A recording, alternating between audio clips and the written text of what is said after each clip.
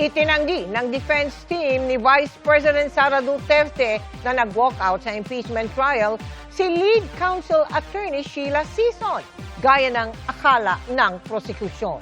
Nakatutok si Ian Cruz. Ian? Mel, pinaghahanda nga ng defense team ni Vice President Sara Duterte ang gagawin nilang cross-examination bukas sa kauna-unahang testigo ng prosecution. At sa dulong bahagi nga ng pagtatanong ng prosecution sa kanilang testigo kanina, natigilan si Counsel for the Prosecutors Attorney Virgil Ligutan. Nagkomento na tila nag-walkout sa pagdinig si Lead Defense Counsel Attorney Sheila Sison. Pero bumalik rin naman ito sa session hall. Paliwanag ni Defense Team Spokesman Attorney Michael Poa, hindi nag-walkout ang lead counsel ni Vice President Sara Duterte.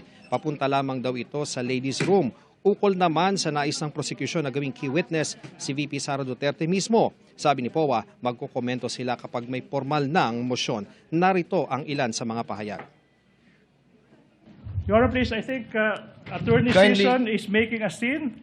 Kindly wind up, counsel. Your Honor, please, manifestation, I think Attorney Sison gave a statement addressed to this representation and she walked out.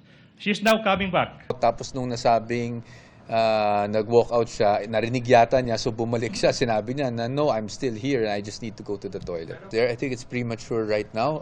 Narinig naman natin yung mga pahayag. Narinig din naman natin, that's very clear under the Constitution, yung right against self-incrimination, na pag yung respondent mismo o yung akusado mismo, hindi pwedeng i-compel, no?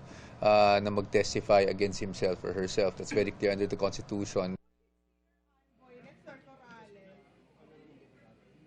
Mel, may mga abogado na kinwestiyon sa Korte Suprema ang pagiging presiding officer ni Senador Chis Escudero. Ayon kay Attorney Michael Poa, hindi pa nila napag-uusapan sa panig ng depensa ang ukol dyan, pero sa nakalipas na 2 araw ay naging maayos sa mandawang takbo ng impeachment trial sa pangunguna ni Escudero. Balik sa iyo, Mel. Maraming salamat sa iyo, Ian Cruz.